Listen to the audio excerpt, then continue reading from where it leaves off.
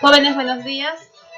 Nos volvemos nuevamente a encontrar en nuestras clases de historia en este caso, historia universal. Vamos a hablar esta semana acerca de la era napoleónica.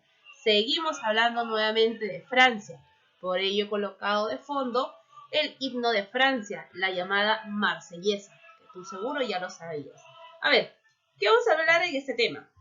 Muy sencillo. Recuerda para ello un poco de lo que hemos trabajado la semana pasada, que tras el golpe de Estado en el 18 de Brumario, se promulga una nueva constitución que va a establecer un poder ejecutivo integrado, recuerda, por 3 cónsules, que duraría 10 años.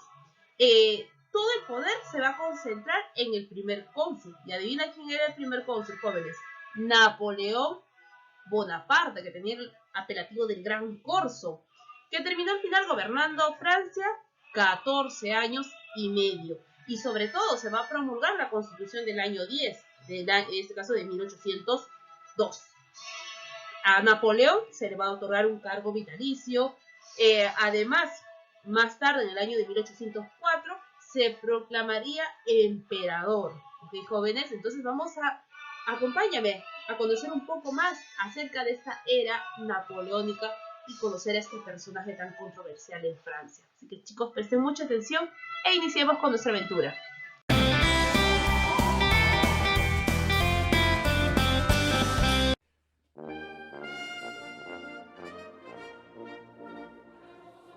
Hola amigos, soy Napoleón Bonaparte, emperador de Francia desde 1799 hasta 1814 y un genio indiscutible del arte militar. Nací en Córcega en 1769 y como sabía mucho de matemáticas, a las que por cierto era muy aficionado, conseguí entrar en una escuela militar. En 1789 estalla la Revolución Francesa en París. Esta revolución significó el triunfo de un pueblo pobre y cansado de injusticias sobre la tiranía y el poder absoluto de los reyes y la nobleza. Gracias a la ayuda de Robespierre, un importante y siniestro hombre de la revolución, empiezo a ser importante como militar, y poco después conozco a Josefina, la mujer más importante de mi vida. En 1799 me convierto en el jefe de toda Francia y ahí empieza mi gloria. Yo era muy ambicioso, lo confieso, y conquisté muchísimos países de Europa, convirtiéndome en el hombre más poderoso del mundo. Pero la avaricia rompe el saco, y todo tiene un final. Las conquistas de España y Rusia fueron grandes fracasos, y ahí empieza mi decadencia, mi derrota. En 1815, en la famosa batalla de Waterloo, fui vencido por los ingleses y sus aliados. Como castigo por mi avaricia, me encerraron en la isla de Santa Helena, en pleno océano Atlántico, de la cual nunca volví a salir. Bueno, ya conocéis parte de mi vida, pero antes de despedirme quiero daros un consejo. No seáis avariciosos ni envidiosos. Trabajad duro y estudiad mucho, pero siempre, siempre respetando a los demás. Os lo digo por propia experiencia. Adiós, amigos. Un saludo del emperador Napoleón Bonaparte. Vamos a iniciar entonces a hablar con la primera era napoleónica, con el primer momento de esta era napoleónica, que viene a ser el consulado. ¿En qué consistió este consulado? Tras el golpe, la nueva constitución del año 8 establecía que el poder sería ejercido por 3 cónsules, de los cuales el primer cónsul, posición lógicamente reservado para Bonaparte, gozaría de poderes casi dictatoriales. Esta autoridad fue aprovechada por Napoleón para reorganizar el país y afianzar de forma definitiva los logros de la revolución. Como era la intención de las clases burguesas, fue en general el consulado una época de reconstrucción y prosperidad. Se reformó la administración y la justicia, se promovieron la educación y las actividades económicas, se sancionó la reconciliación entre Francia y la Iglesia. Perdón, claro, efectivamente. Esto a través del Concordato de 1801. Entonces, a partir de ese concordato, Francia y la Iglesia van a estar en paz. Se establece un nuevo Código Civil, considerado a menudo la aportación clave del régimen del futuro del país. Otros aspectos podríamos mencionar: estos brillantes logros en el interior estuvieron acompañados de éxitos en el exterior. Si bien no fue el consulado una fase de la gran expansión militar, se obtuvieron las victorias de Marengo y Hohenlinden sobre una segunda coalición europea, por las paces de Launeville en Austria y de Amiens con la Gran Bretaña. Europa reconocía a Francia, un sueño largamente acariciado, sus fronteras naturales, la expansión hasta el río Rin. ¿Y qué quiere decir fronteras naturales? Bueno, las fronteras naturales son los límites a un territorio estatal constituido por barreras naturales, ya sea un río, un océano y una cordillera. Entonces estos vienen a ser, si hacemos nosotros un resumen acerca de las obras del consulado, como ya lo mencioné, se da una administración centralizada, los perfectos y subperfectos nombrados, los jueces nombrados e inamovibles. Se va a reorganizar la recaudación tributaria, se va a crear un Banco de Francia, la creación de la Legión de Honor, la paz con la Iglesia, ¿se acuerdan? Con el concordato, y se crea lo que viene a ser el Código Civil, que es un conjunto de normas que reglamenta la vida de todos los ciudadanos en un país y sus relaciones entre ellos y el Estado. Entonces, todo esto vienen a ser las obras durante el periodo denominado el consulado. ¿Y quién va a dirigir el consulado? Recuerden, el primer cónsul, Napoleón Bonaparte, como está aquí en nuestra imagen, Napoleón Bonaparte. La segunda coalición. ¿Qué significó? ¿Qué es la segunda coalición? La segunda coalición, vamos a activar nuestro cursor, es una alianza militar, en este caso creada por Gran Bretaña, y estaba integrado a los países de Rusia, Austria y Nápoles. ¿Para qué? Para desintegrar la fuerza o desintegrar Francia, porque estaba afectando sus intereses. Entonces, para ello se va a formar esta segunda coalición que va a estar dirigido a la cabeza por Gran Bretaña. Función: desintegrar completamente Francia. Ahora recordemos un poco. A la vista de estos hechos, no es sorprendente entonces que cada vez se reforzase más la posición de Napoleón. Poco a poco Napoleón se fue volviendo una persona muy interesante, porque esta segunda coalición no pudo desintegrar el poder de Francia. Al contrario, Francia eliminó. Entonces esto ayudó más para que Napoleón tenga cierta popularidad y simpatía, tanto en el ámbito social, político y económico.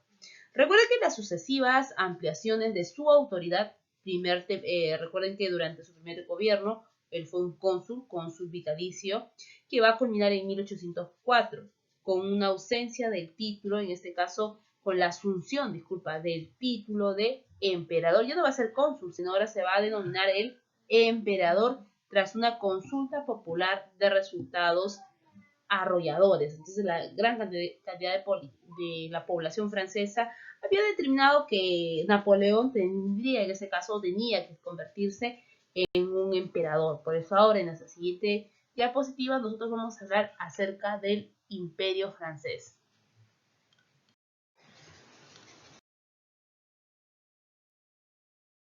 El Imperio de Napoleón. A partir de 1804, en que Napoleón se convierte en emperador de Francia, se inicia ya la época más célebre de la trayectoria de este personaje. Sus grandes campañas militares, las guerras napoleónicas para conseguir a Francia una posición de supremacía en Europa. Como es lógico, este proyecto va a despertar una tenaz oposición por parte de las restantes potencias, destacando en este sentido Austria, Prusia, Rusia y Gran Bretaña, quienes reaccionaron contra Bonaparte, organizando sucesivas coaliciones. En el año de 1805, Napoleón enfrentó a la tercera coalición. Entonces vamos a hablar ahora acerca de esa tercera coalición.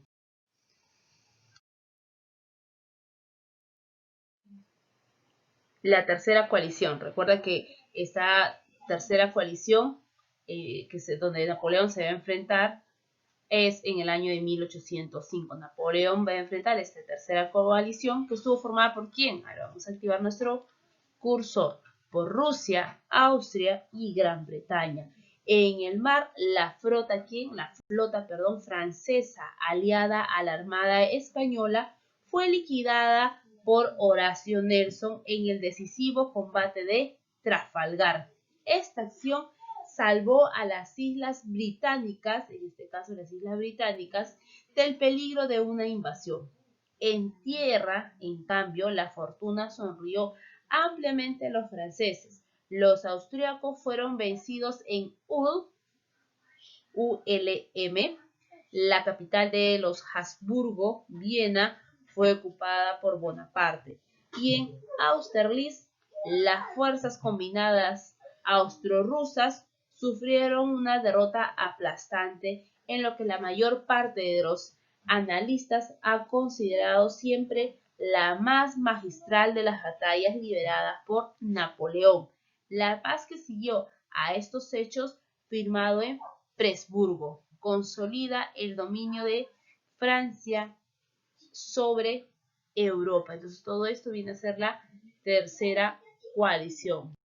En el año siguiente, Bonaparte continuó la reorganización del continente europeo. Nombró a su hermano José rey de Nápoles. Napoleón mismo se había titulado previamente rey de Italia, y a su otro hermano Luis, rey de Holanda. Acto seguido, estableció en Alemania una confederación de Rin, que es una confederación, es la unión de estados soberanos, con el fin de afianzar su dominio sobre Europa Central. Esto provocó la disolución del Sacro Imperio Romano Germánico, cuyo último emperador, Francisco II, pasó a denominarse simplemente Francisco I de Austria. Entonces todo esto se dio durante esta tercera coalición. Vamos a seguir con la cuarta coalición.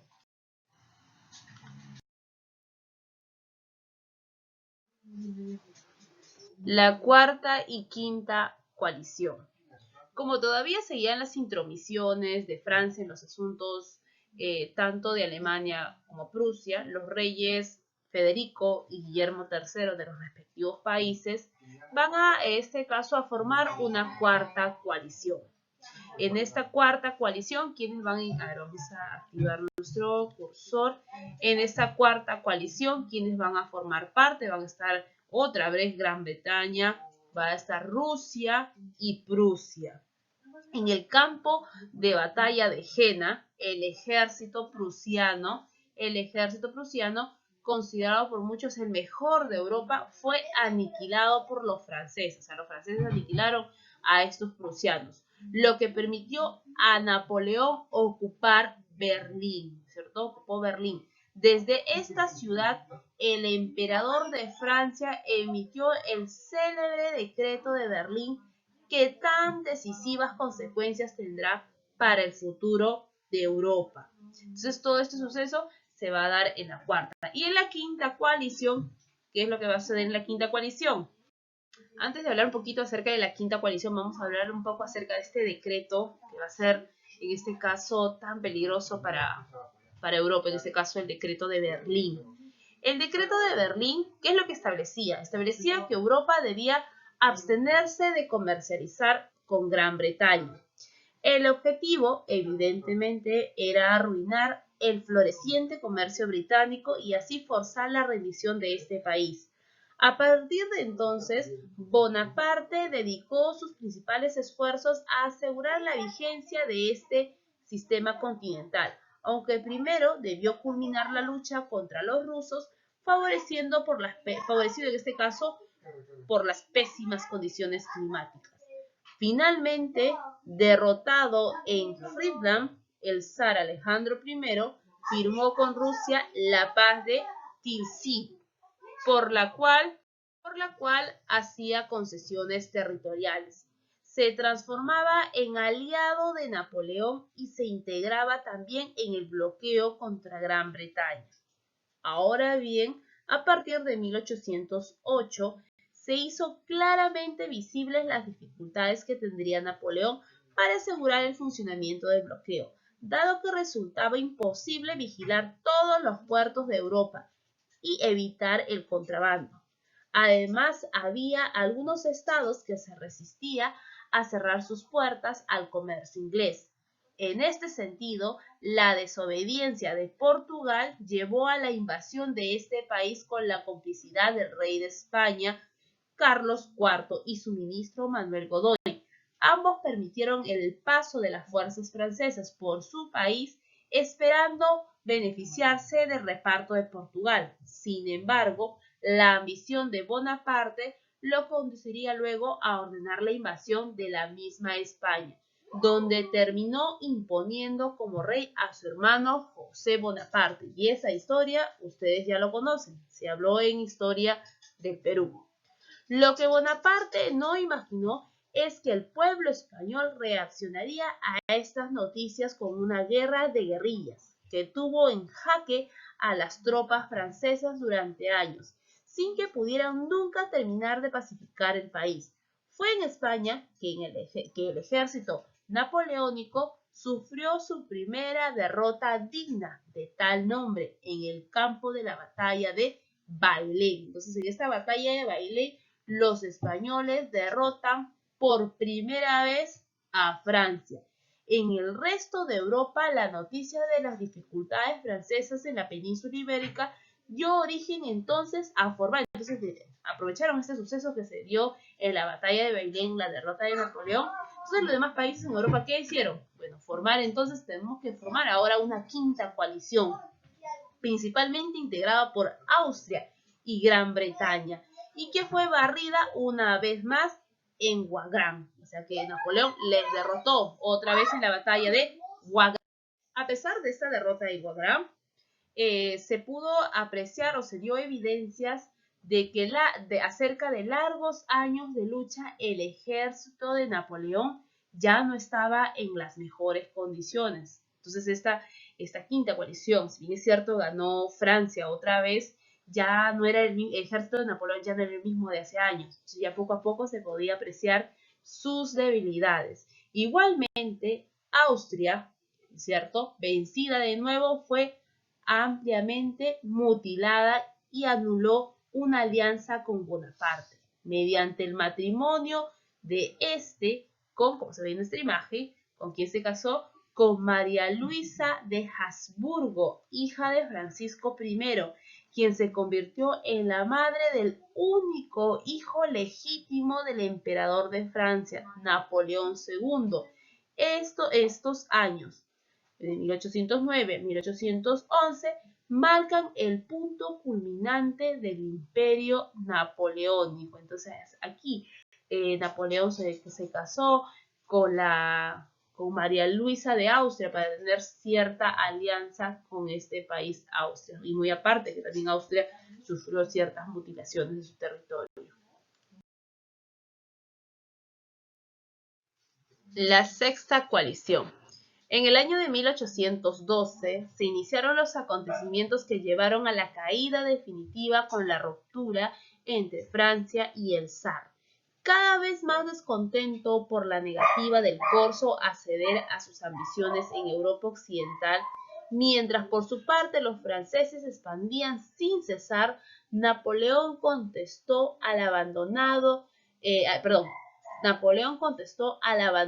por Rusia del sistema continental con la formación de un gigantesco ejército comandado por él en persona que invadió aquel país.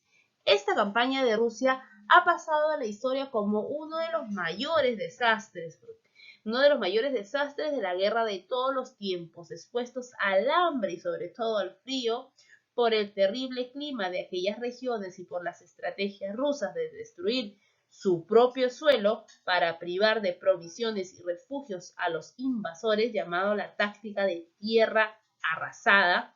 Los soldados de Napoleón Bonaparte se las arreglaron para penetrar hasta Moscú, desde donde, ante la inminencia del invierno, tuvieron que emprender una catastrófica retirada. La debilidad de Napoleón movilizó entonces a todos sus adversarios y quisieron, ¿no?, como ya estaba Napoleón débil por la en este caso por haber perdido en la campaña por tratar de invadir Rusia, los países en Europa van a formar una sexta coalición.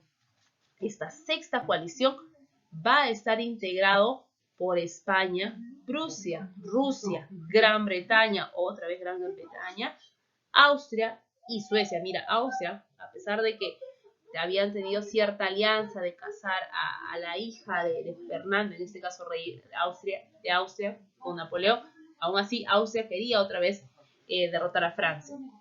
A pesar de su inferioridad, pudo aún Bonaparte asestar algunas derrotas a sus enemigos en un último alarde de su genio militar. Pero era imposible luchar indefinidamente contra tantos adversarios. Finalmente, los coalijados pusieron fuera de combate a los franceses en la batalla de Leipzig en el año de 1813. La consiguiente invasión de Francia por los aliados forzó a Napoleón a abdicar, o sea, a renunciar. Los vencedores lo aislaron en la isla de Elba como emperador. O sea que los europeos que hicieron, estos países que triunfaron, por fin triunfaron en esta coalición en la batalla de Leipzig, es donde enviaron a Napoleón a la isla de Elba, y en esa isla de Elba Napoleón iba a ser el emperador, o sea, en burla también, emperador de esa isla. Y se dispusieron a restablecer el orden en toda Europa, mediante una asamblea de potencias denominado el Congreso de Viena.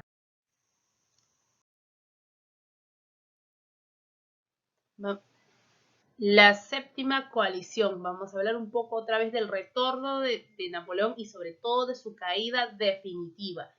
En el año de 1815, repentinamente se difundió la noticia del retorno de Napoleón otra vez a Francia. Era la consecuencia de las torpezas de la restauración en Francia y del creciente descontento popular que hacía un monarca, en este caso Luis XVIII, establecido por los invasores extranjeros. De manera pacífica, Bonaparte recuperó el poder. Se mantendría en él por un lapso de 100 días. No duró más porque las potencias europeas se volvieron a unir nuevamente para atacar el peligro que antes ellos ya habían eliminado. Entonces, por esto formaron una séptima coalición. En esta séptima coalición estaban integrados otra vez Austria, Gran Bretaña, Rusia y Prusia. Los hábiles preparativos militares de Napoleón fracasaron ante el talento del británico duque de Wellington, quien logró vencer en la batalla de Waterloo gracias al decisivo auxilio de los prusianos y a las torpezas de los mandos franceses, los mariscales y el propio Napoleón. Acto seguido, nuevamente Francia fue invadida. Era el final absoluto de Francia, de este caso de Francia napoleónica. Bonaparte, otra vez en manos de los vencedores, fue exiliado más lejos esta vez, a Santa Helena, como prisionero y bajo la custodia británica. Europa intentaría ahora sí volver a la normalidad. Entonces aquí en la batalla de Waterloo es Napoleón derrotado definitivamente. Recuerda que esa batalla de Waterloo estuvo dirigido por el militar británico, el duque de Wellington. No se vayan a olvidar acerca de estos datos. De igual forma, te invito a que repases las lecturas que tiene tu libro, tu guía, y resuelvas los enunciados relacionados a la era napoleónica. Conmigo será hasta la tarde. Muchas gracias. La Restauración. Restauración es el nombre con el que se conoce al periodo entre 1814 y 1815, cuando después de la Primera Revolución Francesa y la caída de Napoleón Bonaparte, las potencias europeas deciden restablecer el antiguo régimen en la región. Pero primero es necesario entender el contexto. Francia atravesaba un proceso radical de cambios políticos, económicos y sociales desde el año 1789. La Primera Revolución Francesa inició con el objetivo de poner fin al antiguo régimen basado en una monarquía absoluta, sociedades estamentales y economía agraria. Sin embargo, al llegar a las manos del general Napoleón Bonaparte, a partir del año 1804, Francia perdió el carácter democrático por el que había luchado, y se estableció el primer imperio francés, también conocido como Imperio Napoleónico. La expansión francesa tuvo su apogeo en 1810, pero inició su caída tan solo 2 años después, en 1812, cuando Napoleón Bonaparte toma la decisión de invadir Rusia y es derrotado. Gran Bretaña, Prusia, Países Bajos y Bélgica logran tomar la ciudad de París el 31 de marzo de 1814. Finalmente, Napoleón abdica de su cargo como emperador el 4 de abril de 1814, abriendo camino a la liberación europea. La Restauración inicia el 30 de mayo de 1914 con la firma del Tratado de París, que ponía fin a la guerra entre Francia y la Sexta Coalición Europea. Unos meses después, en septiembre, se lleva a cabo el Congreso de Viena, un encuentro diplomático entre las potencias europeas de la época para restablecer el orden de las fronteras tras la derrota de Napoleón. Tomó lugar en Viena, la capital austriaca, y la toma de decisiones quedó en manos de los 5 estados más poderosos conocidos como Pentarquía: Prusia, Rusia, Gran Bretaña, Austria y Francia, que a pesar de haber sido derrotada, seguía siendo considerada una potencia. El principal objetivo del Congreso de Viena era crear un balance de poder entre los países europeos para que no se volviera a presentar una dominación hegemónica sobre el territorio como la de Napoleón Bonaparte. Por otro lado, se establecieron las monarquías consideradas legítimas, con el fin de expulsar a la dinastía Bonaparte. Es así como Luis XVIII, el hermano de Luis XVI, es coronado como rey de Francia. Con el fin de asegurar la estabilidad política, se llegó a un acuerdo en el que ningún Estado aceptaría ni promovería los principios del nacionalismo, liberalismo, secularización ni revoluciones. En cuestión territorial, Francia pudo mantener los territorios ganados hasta 1792, antes de la entrada de Napoleón a la Revolución. Austria recuperó los territorios perdidos a excepción de Países Bajos. Prusia obtuvo un territorio discontinuo que después representó un problema para la cultura alemana. El Ducado de Varsovia fue disuelto y dividido en 3 partes, de las cuales Rusia se quedó con el Reino de Polonia. El Imperio Otomán y España perdieron su fuerza política y dejaron de figurar entre las potencias, ya que a pesar de poseer grandes territorios, quedaron atrás en términos de modernización. Dentro de la Pentarquía se creó otra división conocida como la Santa Alianza, formada por las potencias más conservadoras: Prusia, Austria y Rusia. La Restauración llegó a su fin con el exilio final de Napoleón Bonaparte, que después de un último intento por recuperar su poder, perdió la batalla de Waterloo en Bélgica y fue desterrado a la isla de Santa Elena hasta su muerte.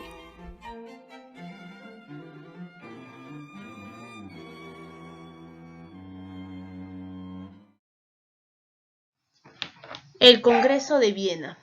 Entre noviembre de 1814 y junio de 1815 se reunieron en la capital del Imperio Austriaco representantes de casi la totalidad de estados europeos, bajo la dirección de Austria, Prusia, Rusia y la Gran Bretaña.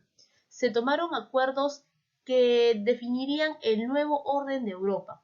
Por nuevo orden nos referimos que en este Congreso se restablecieron las nuevas fronteras del continente, pero también a que se fijaron cuáles serían las reglas o principios que desde entonces regirían la vida política de Europa. Así, los grandes vencedores van a establecer las tácticas o expresamente los siguientes criterios. Por ejemplo, debían asegurarse el respeto a los reyes despojados de sus tronos por Napoleón Bonaparte, el llamado principio de legitimidad.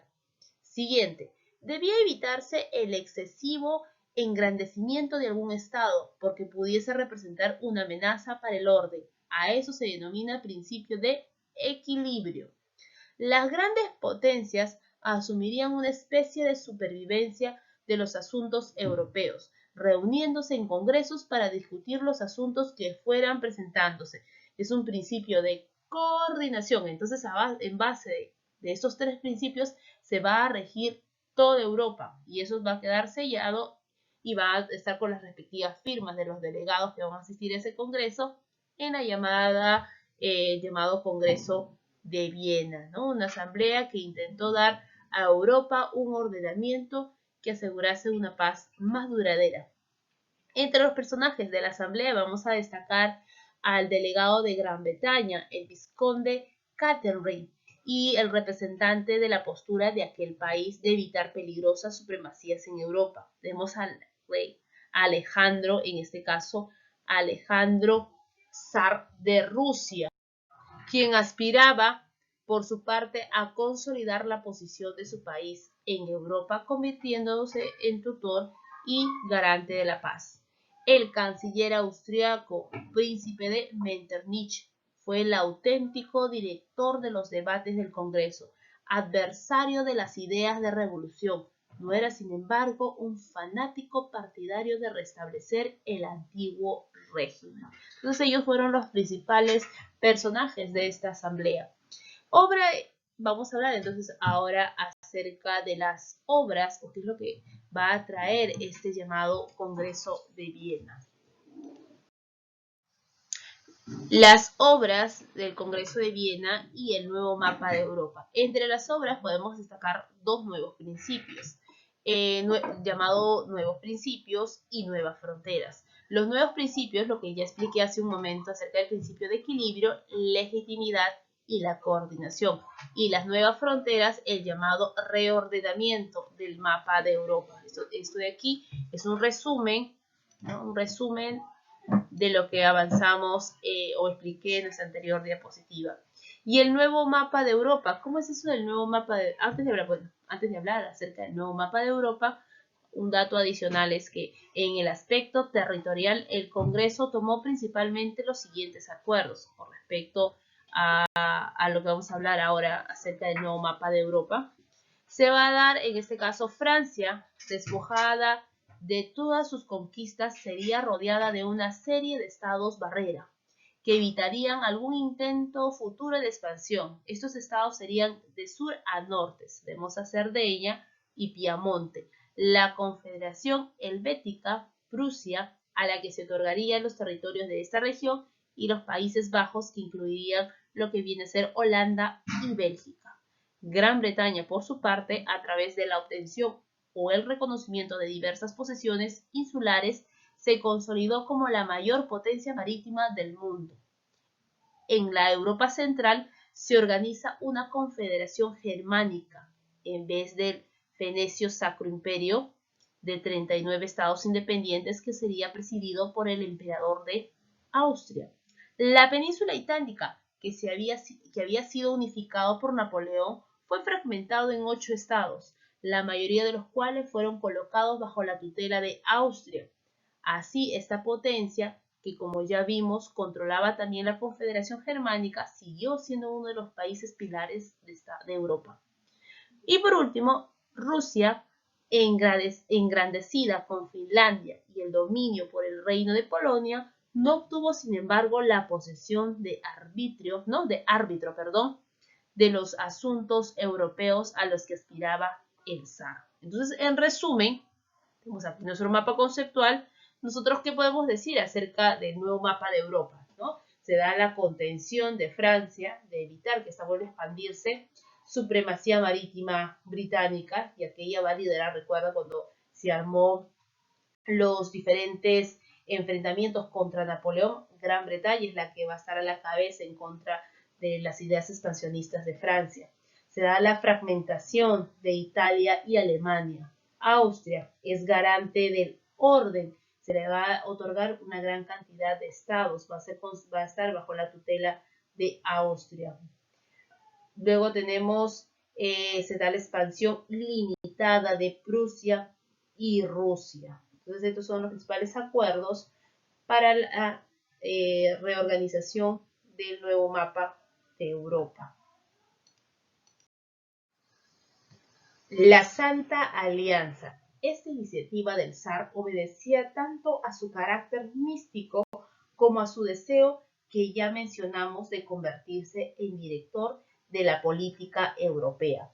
poco o nada comprendida por los políticos de la época, fue sin embargo suscrita por Austria y Prusia y sucesivamente se fueron adhiriendo a ella, en este caso, casi todos los soberanos europeos con la importante excepción de la Gran Bretaña. Ahora bien, aunque concebida como una vaga invocación a los monarcas europeos para que gobernasen según los preceptos de esta religión santa, entre comillas, la alianza acabó convirtiéndose en un instrumento de defensa de orden político, ¿no es cierto?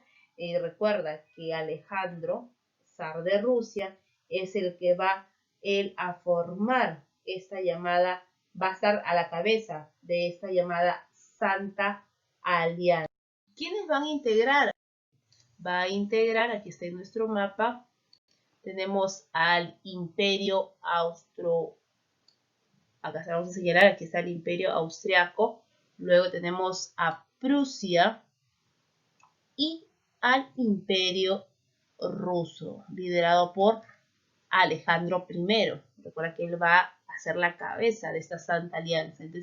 Entonces esos tres países, estos tres imperios se van a juntar para tener supuestamente, como les dije al inicio, tener unos preceptos de la religión santa. Pero al final esto se va a convertir o va a pasar ya a una defensa o como una estrategia o aliados, ¿no?, en el orden político debido al expansionismo que se había dado en toda Europa. Bueno, eso sería todo con respecto a la restauración europea. Te invito a que repases el libro, resuelvas las preguntas relacionadas al tema y conmigo sería hasta la tarde. Así que nos vemos, jóvenes. Buenos días.